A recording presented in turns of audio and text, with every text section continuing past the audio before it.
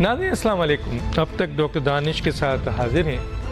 पाकिस्तान की जो मौजूदा इस वक्त सिचुएशन है, ख़ास तौर पे सियासी जो माहौल है, हालात हैं, वो तवज्जो तलब ज़रूर हैं। एक तरफ इलेक्शन की डेट आ गई है 8 फरवरी, लेकिन अभी भी कई ऐसे हलकों से 8 फरवरी के इलेक्शंस के हवाले से जो है वो यकीन जो सूरत हाल है, यकीनी सूरत हाल है, वो नहीं बन रही है।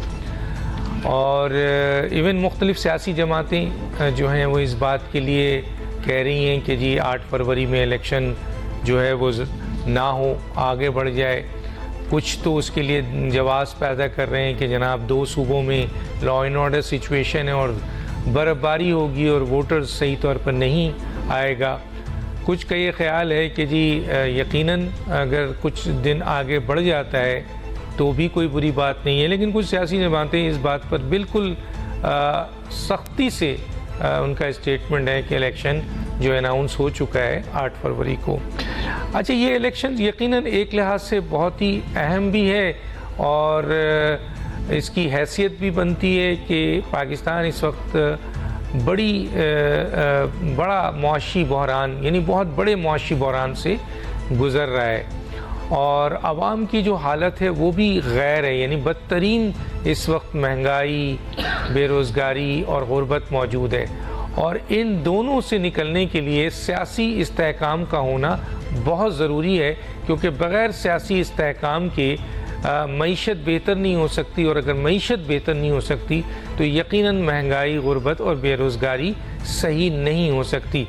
और सियासी अदम इस्तेहकाम के लिए एक बात सामने आ रही थी कि सियासी जमातें इस मौके पे अपने मफादात, अपने इख्तलाफात को भुलाकर मुल्की मफाद को सामने रखते हुए, अवामी मफाद को सामने रखते हुए फ़ैसला करेंगी और सब मिलकर एक एजेंडे पे काम करेंगी। और हो सकता है कि इलेक्शन से पहले मीसाक़े जो है वो जमहूरियत की तरह मीसाक़े मईशत किया जाए और इस पॉलिसी को पे टो किया जाए।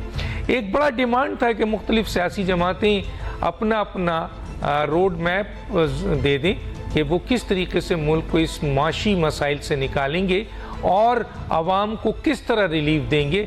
सिर्फ ये नहीं कि चीज़ बता दी जाए, बल्कि उसका रोड मैप दे। मसलन कि अगर टैक्स जो है वो कलेक्शन बढ़ाया जाए तो किन सेक्टर में बढ़ाया जाए, कौन लोग नहीं देते हैं, उसका रोड मैप दें। अगर आपके और किस जगह पर टैक्स नहीं लिया जा रहा है, इसी तरीके से अगर एक्सपोर्ट बढ़ाई जाए तो कैसे बढ़ाई जाए, इंपोर्ट कम की जाए तो कैसे की जाए। मज़ीद माशी इंडिकेटर को अगर फोकस किया जाए तो किस तरह किया जाए। ये रोड मैप अभी तक किसी के पास से नहीं आई है, लेकिन जो हम देख रहे हैं वो 2 बड़ी सियासी जमातें, ख़ासतौर पर PMLN और पीपल्स पार्टी के दरमियान सख्त संगीन इल्ज़ामात का सिलसिला शुरू हो चुका है। एक तरफ PTI है जो इस बात का बहुत ज़्यादा एहतजाज कर रही है कि उनको सियासी लिविंग प्लेइंग फील्ड नहीं दी जा रही है, ये पीपल्स पार्टी भी कह रही है।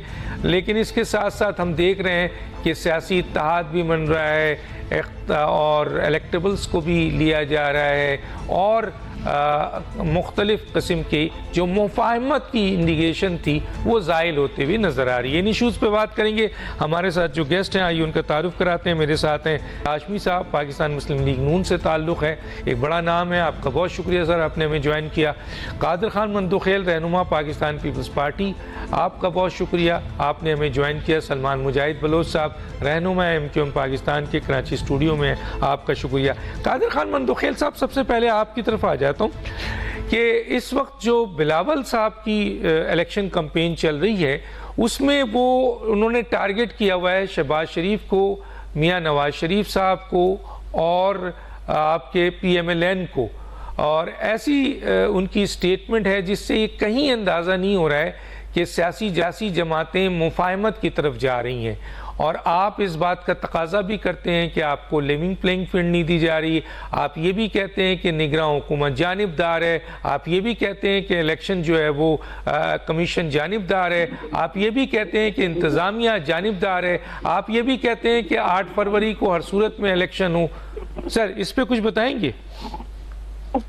बहुत शुक्रिया डॉक्टर साहब। जब मोहतरमा बेनजीर भुट्टो शहीद के और नवाज शरीफ साहब के दरमियान जो मुआहिदा हुआ था मिसाक जमहूरियत के हवाले से, और उसके बाद बिलावल साहब ने मरियम नवाज साहिबा से जब मुलाकात की है उस वक्त भी ये दोहरा है कि हम मिसाक जमहूरियत के ऊपर नए सिरे से भी हम साइन करें और उसमें कोई क्लास बढ़ाना या कोई कम करना वो भी कर सकते हैं। लेकिन फिर ये भी नवाज शरीफ साहब का अपना गिला अपनी जगह पे मौजूद है कि उन्होंने 2 मरतबा इक़्तिदार से क्यों अलग होना पड़ा। तो ये सारी चीजें और ये इसका इज़हार नवाज शरीफ साहब बार बार लंदन में भी कर चुके हैं और अभी 2 दिन पहले भी उसने इसका इज़हार किए कि मुझे 90 और 93 में। मैं यहाँ पे कादिर खान मंदोखेल, एक टेक्निकल थोड़ा सा इशू आ गया है, मैं एक ब्रेक लेता हूँ फिर आपके पास दोबारा आता हूँ। कोई एक इशू है उसको रिजॉल्व करके फिर हम आपसे रब्ता करते हैं और फिर निहाल हाशमी की तरफ आते हैं। छोटा सा ब्रेक नाज़रीन।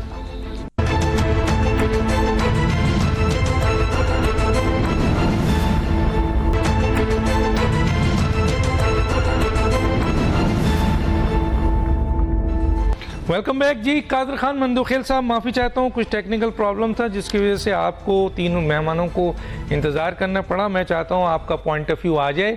जी कादिर साहब कंटिन्यू करें।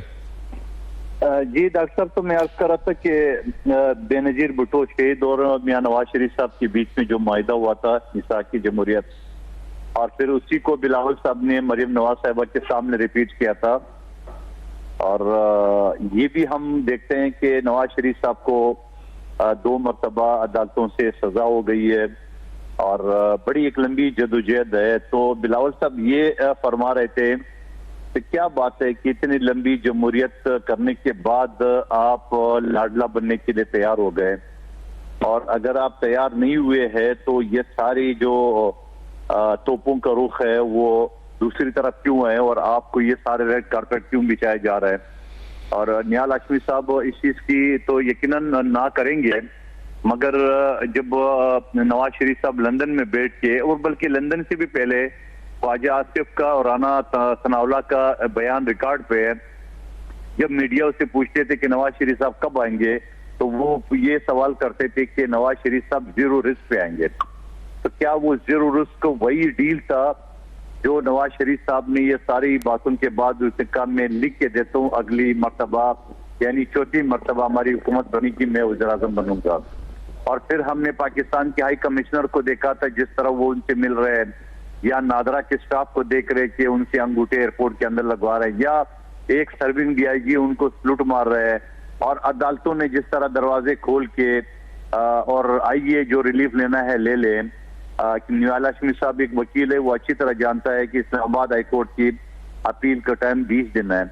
20 दिन के बाद वो 4 साल बाद आ गए और 4 साल बाद भी प्रोटेक्टिव बेल उसको मिल रही है, जो कि शायद पाकिस्तान की तारीख में ये पहला प्रोटेक्टिव बेल है कि सजा होने के बाद ही प्रोटेक्टिव बेल मिलती है।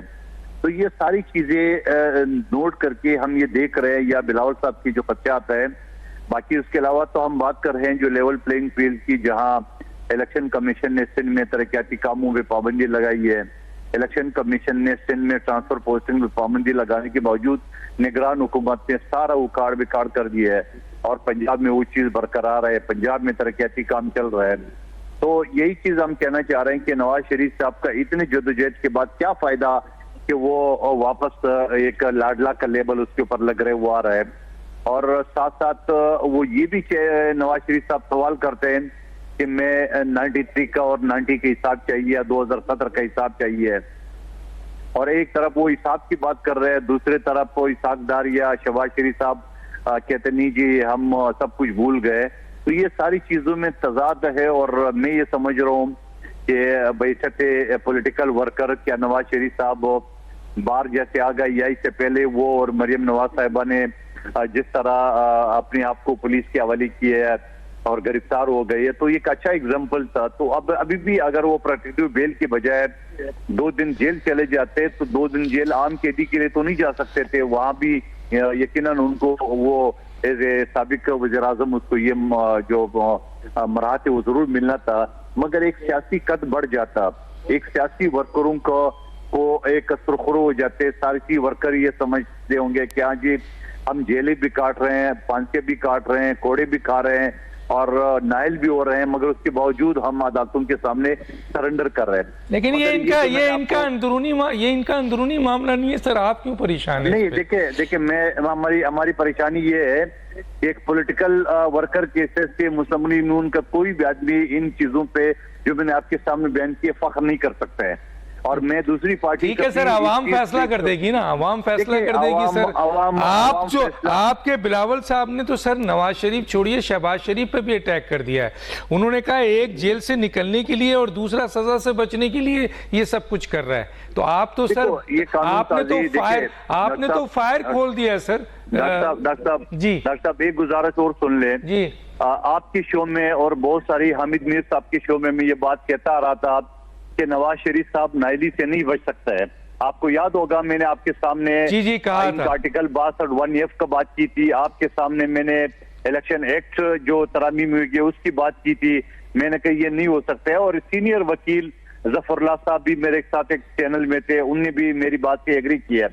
आज देख रहे सुप्रीम कोर्ट की वो आ गई है। आप बहुत खुश हैं इस पे सर, आप खुश हैं? नहीं मैं खुश नहीं हूँ, मैं कभी भी इसी, लेकिन मैं ये कहना चाह रहा हूँ कि जो मैं कानून के तालिब इल्म के हिसाब से मुझे जो एक पता है कि आगे क्या होगा इलेक्शन, वो तो ठीक है आपको अगर आइन के आर्टिकल के सामने नहीं, आप सही कह रहे हैं, लेकिन इससे आपको खुशी हुई कि मियां नवाज शरीफ साहब की तायात नाइली इलेक्शन एक्ट से खत्म नहीं हुई? नहीं डॉक्टर साहब, मैं एक पॉलिटिकल वर्कर हूँ, कभी भी मैं किसी सियासी आदमी के खिलाफ या उनके इंतकाम के माध्यम, लेकिन मुस्लिम लीग नून वाले इस खुशफहमी में क्यों थे कि वो नाइली जो है ना वो 5 साल एक तरफ आप कह रहे हैं अदलिया सपोर्ट कर रही है, एक तरफ कह रहे हैं आपके जी फौज सपोर्ट कर रही है और दूसरी तरफ अदलिया उनके खिलाफ दे रही है, तो ये तो तजाद नहीं तजाद नहीं है। डॉक्टर साहब दोबारा सुन ले, मैं अभी भी कहता हूँ अदलिया ने उनके लिए दरवाजे खोल दिए, मैं अभी भी कहता हूँ एस्टेब्लिशमेंट ने रेड कारपेट बिछा दिए, वो तो मैं कहता हूँ। तो फिर ये क्या है? मैं साथ साथ ये कहता हूँ एज ए कानून के ये भी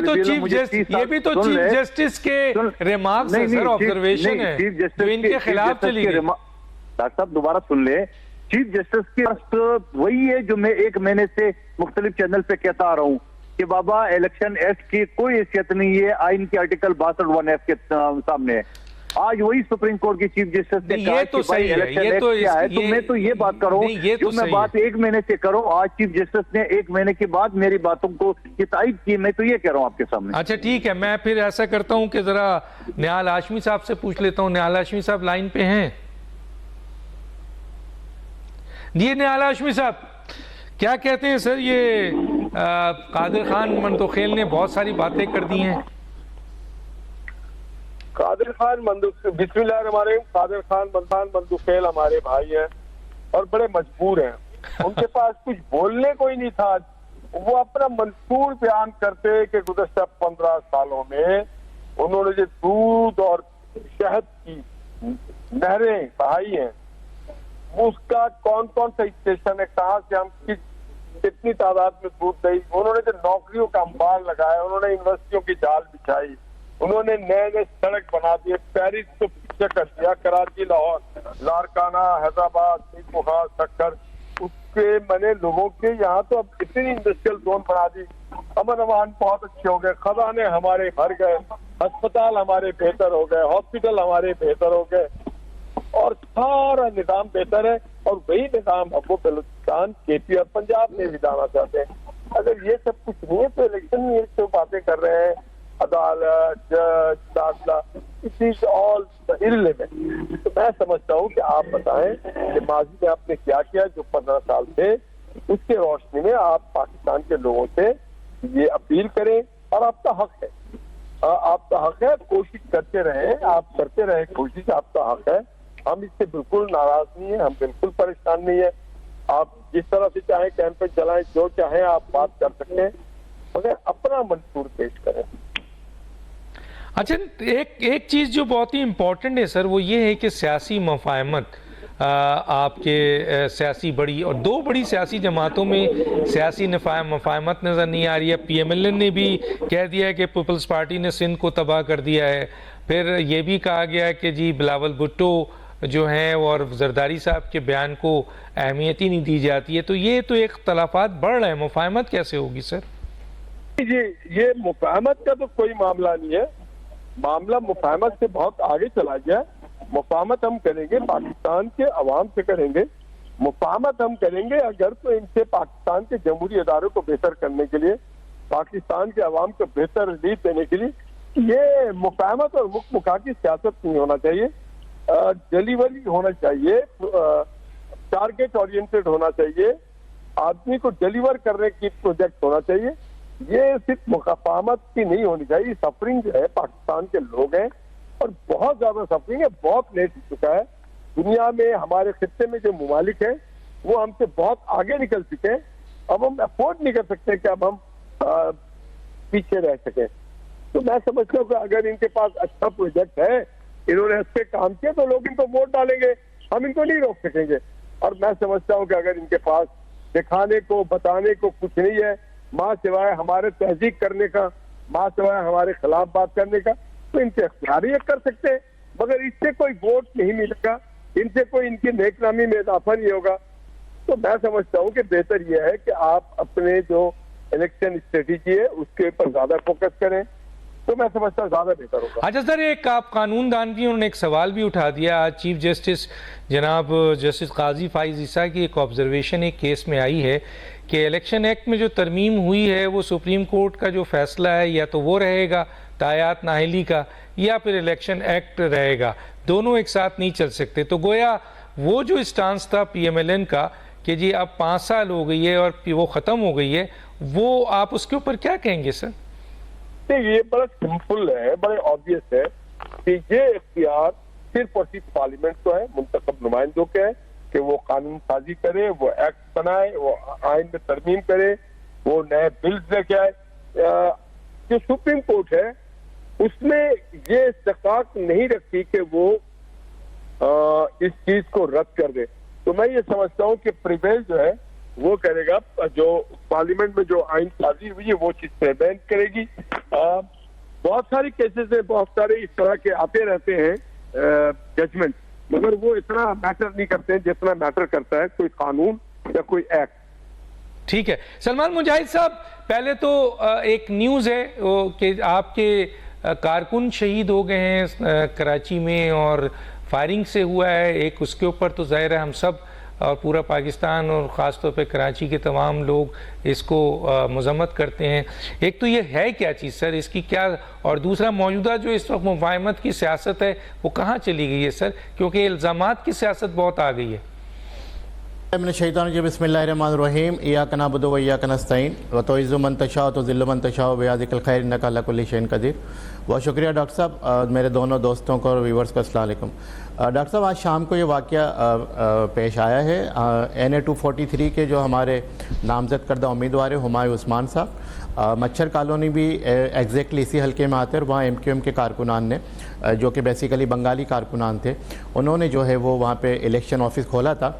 आज अचानक से जो है वहाँ पे पीपल्स पार्टी के दहशत गर्दों ने आके निसार दुरानी और दीगर ने, जो कि माजी में वहाँ के MNA कादर पटेल का कोऑर्डिनेटर भी रह चुका है, आके उन्होंने बराह रास्त फायरिंग कर दी कारकुनान पे जो इलेक्शन ऑफिस पे बैठे हुए थे कुर्सियाँ लगा के। उसमें से बदकिस्मती से और इंतहाई अफसोस के साथ ये बताना पड़ता है कि हमारे 3 कारकुनान जो है शहीद हो गए इस वाक़े में और 2 या 3 कारकुनान ज़ख्मी हैं। अभी भी जो है उनकी डेड बॉडीज़ जो हैं वो अब्बासी शहीद हॉस्पिटल में मौजूद हैं और वहाँ पे अनीस कायम खानी भाई और दीगर हमारे ज़िम्मेदारान मौजूद हैं। वाक़या ये है, ये मच्छर कॉलोनी का वो इलाका है डॉक्टर साहब जहाँ पे 40-50 साल से ये बेसिकली रेलवे की ज़मीन है, इसके ऊपर इंक्रोचमेंट करके यहाँ पे बंगाली भी बहुत ज़्यादा हैं, यहाँ पख्तून भी बहुत ज़्यादा हैं, क्रिमिनल एलिमेंट यहाँ बहुत ज़्यादा है, यहाँ पे मनशियात फरोश, यहाँ पे लैंड माफिया, यहाँ पे जो है क्रिमिनल्स। तो सरपरस्ती किसकी है सर इस इलाके में? सर शुरू से ये इलाका अगर मैं कहूँ तो यहाँ पे पीपल्स पार्टी की सरपरस्ती रही है। गैंगवार भी यहाँ पे उरूज पे था 2011, 12, 13 में। इनफैक्ट डॉक्टर साहब ये वही हल्का है जहाँ से मैं भी 2013 में MNA मुंतखब हुआ था, 2018 तक था और उस वक्त भी हमने ये सूरत हाल देखी। इवन के डॉक्टर साहब अभी 4-5 दिन पहले ये रिपोर्ट भी आई है, बल्कि एक सहाफ़ी का ये बयान आया है कि मच्छर कॉलोनी में बंगाल से जो लड़कियां लाई जाती हैं, यहाँ पे उनकी ख़रीदो फ़रोख्त भी होती है और बाकायदा पुलिस की सरपरस्ती में होती है और पुलिस उनकी जो है सरपरस्त है। अब देखें, इतना बड़ा इंसिडेंट हुआ है शहर कराची में, कराची के अमन को ख़राब करने की साजिश है। उससे एक डेढ़ दो माह पहले हमारे औरंगी टाउन में हमारे सेक्टर इंचार्ज नियाज़ भाई को शहीद कर दिया गया था, उनके कातिलों का भी अब तक नहीं पता चला। और अब जो ये 3 कारकुनान को, अब ये इस तरह से अगर ज़ोर और ज़बरदस्ती से इस तरह से अगर इलेक्शन मुहिम चलाने की इजाज़त नहीं दी जाएगी तो फिर कैसे इलेक्शन होगा। तो ये कराची, ये चाहिए हमारे हुक्मरानों को चाहिए, निगरान वज़ीर आज़म को चाहिए, निगरान वज़ीर आला को चाहिए, इदारों को चाहिए, police IG police, additional IG police को चाहिए कि फौरी फील्ड फोर ऐसे क्रिमिनल जो अनासिर हैं उनके खिलाफ कार्रवाई की जाए और जो MQM के कारकुनान को जिन्होंने शहीद किया और ज़ख्मी किया है उनको क्या आपने FIR लॉन्च की, जिसका, क्योंकि आप बराह रास्त इल्ज़ाम लगा रहे हैं पीपल्स पार्टी पे और कादिर पटेल पे और उनके लोगों पे, तो क्या आपने FIR लॉन्च की इनके खिलाफ? मेरे ख्याल में उस पर कंसिडरेशन, और डॉक्टर साहब मैं इल्ज़ाम नहीं लगा रहा, मैं 2007 से 2013 तक यहाँ पे कादिर पटेल MNA थे और अब 2018 से 2023 तक कादिर पटेल MNA रहे दोबारा। तो क्या वाक़या है कि यहाँ पे मच्छर कॉलोनी में क्रिमिनल्स एलिमेंट भी है, मंशियात फरोश भी हैं और यहाँ पे ये वो जगह है जहाँ पे कादिर पटेल साहब उनके हवारी, उनके कारकुनान जो है चाइना कटिंग कर रहे थे। अच्छा जी, चाइना कटिंग कर रहे थे और यहाँ पे MQM के कारकुनान ने अपना ऑफिस खोला और उनको थ्रेट भी दिया गया था कि अगर MQM ने यह एक्टिविटी किस जगह पे या कोई दफ्तर खोला तो उसका रिजल्ट आप भुगतेंगे, और आज उन्होंने उसका नतीजा दे दिया। हम ये समझते हैं कि कराची के अमन को बरकरार रखने के लिए इदारों को, रेंजर्स को, पुलिस को फील्ड फॉर एक्शन लेना चाहिए और मामला को आगे लेके जाना चाहिए। जहाँ तक आपका दूसरा सवाल है डॉक्टर साहब, मैं अभी कादिर भाई की बात भी सुन रहा था, निहाल भाई की बात भी सुन रहा था। तो देखें, जो आईनी तरमीम होती है वो 2/3 अक्सरियत से होती है। ये इलेक्शन एक्ट 2017 में भी एक कानून का एक तालिब इल्म हो और वकील भी हों, तो मैं ये समझता हूँ कि आज जो चीफ जस्टिस सुप्रीम कोर्ट के जो रिमार्क्स आए हैं, अगर हम उनको सीरियसली ना लें तो ये मेरे ख्याल में ख्वाब गफलत में रहना होगा। उन्होंने ये कह दिया है कि जो सुप्रीम कोर्ट के जो नाअहली का फ़ैसला है जो कि लाइफ टाइम है 60(1)(f) में, वो बरकरार रहेगा। और जो आपने जो अमेंडमेंट्स किए हैं वो आपने इलेक्शन एक्ट 2017 में किए हैं, आपने कॉन्स्टिट्यूशन ऑफ पाकिस्तान में नहीं की। तो ये आपको थोड़ा बाद ये नज़र में रखना चाहिए। और फिर 4 दिन पहले इस्लामाबाद हाई कोर्ट में भी इसी किस्म का एक सिलसिला हुआ, जहाँ पे नवाज शरीफ साहब की जो अपील है उसको ये फैसला किया गया कि मेरिट पे सुना जाएगा और केस को जो है रिमांड बैक नहीं किया गया। अब जहाँ तक सिनारियो की बात है, मुल्क पाकिस्तान में काफ़ी स्पेकुलेशन चल रहा है, काफ़ी अफवाहें चल रही हैं इलेक्शन को आगे बढ़ाने की, मामला भी चल रहे हैं। आपने अपने इंट्रो में भी बताया अमन अमान के मामला हैं। 2 दिन पहले वज़ीर दाखिला ने प्रेस कॉन्फ्रेंस भी की, मौलाना फजल रहमान पे हमले का भी बताया। कोई कह रहा है बर्फ़बारी होगी, कोई कह रहा है सर्दी होगी, कोई कह रहा है मामला ख़राब है। इलेक्शन तो पहले भी होते नहीं, चाहे 2013 का इलेक्शन जो था MQM पे ख़ास करके शहर कराची में तालिबान का डायरेक्ट थ्रेट था। MQM को, ANP को, मुस्लिम लीग नून को, सिर्फ और सिर्फ यहाँ पे थ्रेट किसको नहीं था? PTI को नहीं था। इसी तरह से 2018 में भी सिर्फ और सिर्फ इमरान खान की जमात को थ्रेट नहीं था, उनको तालिबान ने जो है अपना भाई कहा था, उनके लिए लेटर भी निकाला था। MQM को और दीगर जमातों को डायरेक्ट थ्रेट था। हमने तो पहले भी दहशतगर्दी के माहौल में जो है वो इलेक्शन चलाई है। ठीक है जनाब कादिर पटेल साहब, वो कादिर मंदुखेल साहब, सॉरी, क्या ये तो बड़े संगीन इल्जामात लग गए हैं सर, ये इलेक्शन का माहौल आप तबाह कर रहे हैं, क्या कर रहे हैं, ये क्या चीज है सर? डॉक्टर साहब, असल में सलमान मुजाहिद बलोच साहब जो ना वो जज्बाती और अभी पूरा वाक़या का मालूमात गलबन इसके पास नहीं है। ये जो बंदा मारा गया सिराजी, जिसका नाम है, इसका भाई अयूब का काउंसलर था और इसने एक पश्तून को जो कि किसी से और सियासी जमात से ताल्लुक था उसको समंदर में कत्ल करके उसका बाकायदा केस चल रहा था और उसके बाद आज उन लोगों ने उसके ऊपर अटैक किए हैं और वो बाकायदा वो लोग सियासी जमात के जो कि पीपल्स पार्टी नहीं है, किसी और सियासी जमात के, वो गिरफ्तार भी हो चुके हैं। तो मैं ये समझ रहा हूँ कि खामखा जो ना वो कादिर पटेल साहब पर या पीपल्स पार्टी के ऊपर इल्जाम लगाना, तो मेरे ख्याल में इसने जल्दबाजी से काम लिया है, क्योंकि अभी आपके सामने जब वो कारकुन गिरफ्तार हो चुका है, वो जो कातिल है गिरफ्तार हो चुके हैं, नहीं होना चाहिए।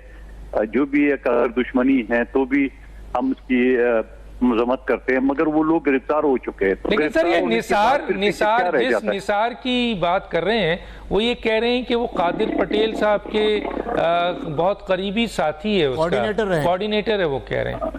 नहीं, मुझे नहीं पता कि कोऑर्डिनेटर कौन है, लेकिन जो लोग गिरफ्तार हुए हैं वो किसी सियासी जमात से उसका ताल्लुक है और वो ये जो बंदा मारा गया है ये अभी चंद साल पहले उसने उनकी बेटे को कत्ल किया है, तो गालबन ये वही जाती दुश्मनी का है। इसी वजह से मैं कह रहा हूँ कि सलमान मुजाहिद साहब गालबन कोई जो ना वो जल्दबाजी में ये बयान दे रहे हैं। कल तक ये सारी चीजें आपके सामने आ जाएगी और वो पूरा कारकुनान जो शहीद हो गए वो इलेक्शन ऑफिस के बाहर बैठे हुए थे एमक्यूएम पाकिस्तान के, क्या यही मौका मिला, यही जगह मिला बदला लेने का? मुजाहिद साहब मैं आपकी बात के वो इनकार नहीं करूँ, मैं तो सिर्फ आपकी बात का ये जवाब दे रहा हूँ कि वो जिन लोगों ने ठीक किए हैं जो कि इंतहाई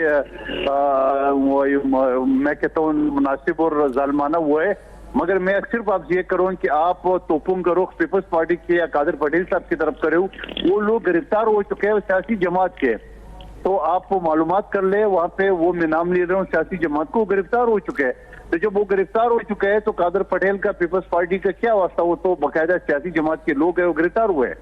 ये मेरा सब जवाब है। वो कोऑर्डिनेटर रहा है कादर पटेल का, पीपल्स पार्टी का, लैंड माफिया का सरपरस्त रहा है, क्रिमिनल एलिमेंट को पनाह देता रहा है, गैंगवार के साथ वो रहा है, तो वो वहाँ पे मंशियात फरोशी में इन्वॉल्व है। पार्टी का कैसे हो सकता है? मैं ये कह रहा हूँ कादर मंदोकिल साहब, मेरा ये सवाल है, सुनिए कादर मंदोकिल साहब, मेरा ये सवाल है कि अगर उस बंदे ने उसके भाई को कत्ल किया था तो आज वो इलेक्शन एमक्यूएम पाकिस्तान का कारकुन बनके एमक्यूएम पाकिस्तान के इलेक्शन सेल ऑफिस पे बैठा हुआ था, वहां के कत्ल क्यों किया? और उसी जगह पे कत्ल क्यों किया कि जहां पे थ्रेट दिया गया था कि यहाँ पे एमक्यूएम का दफ्तर नहीं खोलना, इनको पहले बताया गया था एक्टिविटी नहीं करना। ये तो सलमान साहब आप बता रहे हो ना, ये बाय डिजाइन हुआ है। मैं कह रहा हूँ कि आप हकीकत का इंतजार इसलिए मैं बता रहा हूँ आपको कि हमारे जो वहाँ के खुद मान रहे हो वो बंदा कातिल था, वो बंदा जाती दुश्मनी थी और उसके बाद वो आपका सारा लेके या मुझे अफसोस है, बैठा हुआ है, मुझे अफसोस है कि 3 इंसान कत्ल कर दिए गए। कादर मंदोकिल साहब, मुझे अफसोस है कि 3 इंसान कत्ल कर दिए गए और आप कातिल की जो है हिमायत कर रहे हैं। मैं नहीं कर रहा हूँ हिमायत, मैं कह रहा हूँ मैं आप उसको जस्टिफाई कर रहे हैं, आप उसको जस्टिफाई कर रहे हैं कि उसने उसके भाई को मारा था समंदर में ले जाके, इसलिए उसने आगे उसको मार दिया। कि वो लोग गिरफ्तार हो चुके हैं तो उसका पीपल्स पार्टी से क्या वास्ता हो सकता है? कातिल को कातिल तो कहे ना, जमात के लोग हैं, आप कातिल को कातिल कहें। आपका भी वहाँ पे कभी दफ्तर हुआ करता था मच्छर कॉलोनी में। मैं तो कहता हूँ बड़े जाती दुश्मनी है, फिर भी नहीं होना चाहिए। कादर मंदोकिल साहब मेरी बात सुने, बिल्कुल कत्ल गारत नहीं होना चाहिए। कादर मंदोकिल साहब के बावजूद मैं उसकी मजम्मत करता हूँ। कादर मंदोकिल साहब, जब आप मुस्लिम लीग बंगाल के ओहदेदार थे, आपका भी मच्छर कॉलोनी में दफ्तर था, आपको नहीं पता मच्छर कॉलोनी में क्या होता है, वहाँ किसका राज है? वहाँ पुलिस भी जो है बगैर पूछे हुए नहीं जा सकती, पुलिस को भी एक्सेस नहीं है उन गलियों में। आप तो वहां पर रहे, आपको तो पता है। अब आप मेरे जवाब सुन ले। अब मैं तो नहीं चढ़ना चाह रहा था, आपने खुद बोल दिए, तो डॉक्टर साहब आप मेरे जवाब भी सुन ले। मैं वहां पे जब सियासी एक्टिविटीज कर रहा था तो एमक्यूएम के लोगों ने मेरे दफ्तर को जलाया और जलाने के बाद एक बंगाली ने दूसरे बंगाली को चाकू मारा 25 लोगों के सामने। कब की बात है मंदोकिल साहब? लाश उठा के फारूक सत्तार मंदोकिल साहब कब की बात है? प्रेस कॉन्फ्रेंस के सुन ले, कब की बात है? अगर हमारे एमक्यूएम के लड़के ने जलाया तो आपने कोई एफआईआर करवाई उसकी? सुन ले, आपने उसको गिरफ्तार करवाया? अब आप बिला वजह जो इल्जाम लगा रहे हैं, आप सुन तो ले, आप इल्जाम क्यों लगा रहे हैं? सुन ले, आपने कोई एफआईआर करवाई उसकी?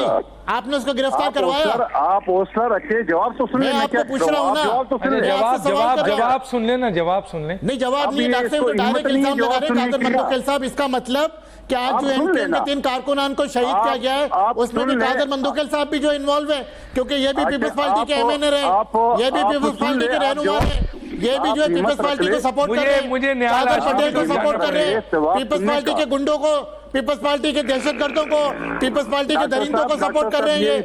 अगर ये कहते हैं कि मेरा दफ्तर जलाया था तो उस दफ्तर के जलाने चले, मैं निहाल हाशमी से इस इशू पे बात कर लेता हूँ।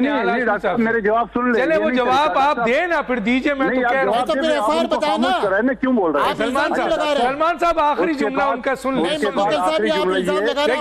कोई एफआईआर करवाई? उनको बोलने तो दे, जवाब आप डायरेक्ट में कैसे बोलने दो? डॉक्टर साहब वो डायरेक्ट इल्जाम लगा रहे हैं एमक्यूएम पे कि मेरा दफ्तर जलाया। मुझे कोई एफआईआर की कॉपी दिखा दे, उस बंदे की गिरफ्तारी दिखा दे, उस बंदे का ट्रायल दिखा दे, किसी कोर्ट ने उसको सजा दी।